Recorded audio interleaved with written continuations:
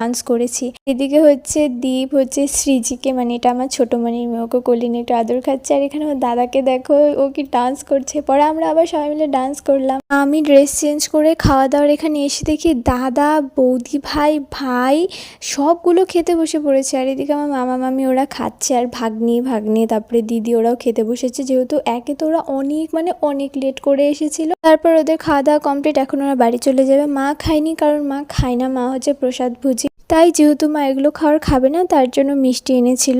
আর এখন হচ্ছে ওরা বাড়ি চলে যাবে।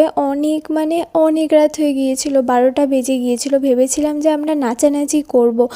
এদিকে এসে দেখি বক্সই ভেতরে ঢুকিয়ে দিয়েছে, কারণ 12টা পার হয়ে গিয়েছিল, আর তো এভাবে বক্স চালানো যাবে না, তার জন্য। তো এখন ওদেরকে আমরা এগিয়ে দিচ্ছি। সবাই আসেনি ওদের বাড়ি থেকে, আরও অনেকজন ছিল, বাট ওদের কিছু প্রবলেমের জন্য, শরীর খারাপ হয়েছে জন্য ওরা আসতে পারেনি। তো কোনো ব্যাপার না, দিদিভাই ওরা নেক্সট টাইম আসবে এমনি ঘুরতে। আর আমার ভাইটাকে বলেছিলাম একটু ঠিক করে ভিডিও করে দে, ও আমার মুখের ভেতরে ফোনটাকে ঢুকিয়ে দিচ্ছিল। মা ওদেরকে এগিয়ে দিয়ে এসে এখন আমরা খেতে এসেছি সবার লাস্টে। এখানে আমি, দীপ, কাকিমণি, কাকা, ওইদিকে দাদা, ওরা বুনু, পাপা, এই যে পুকি দাদা, ওরা তো খেতে পুরো ব্যস্ত। আমি টিনাদিকে বলছিলাম দে আমাকে ফোনটা দে, আমি একটু তোকেও ভিডিও করি, খা ভালো করে।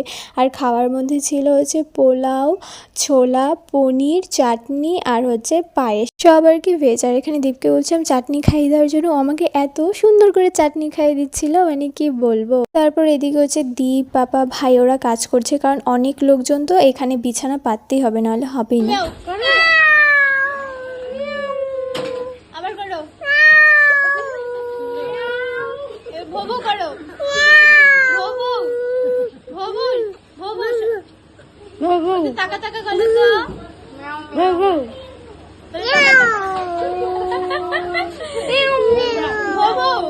দেখতেই পেলে আমার সৃজীবনের কাণ্ড কিভাবে মিয়াও মিয়াও করছিল। আর এখানে আমি গান ছাড়ে এমনি ডান্স করছিলাম। আর এখানে রিকিকে আমি পান বানিয়ে দিয়েছিলাম, ও সুন্দর খাচ্ছিল।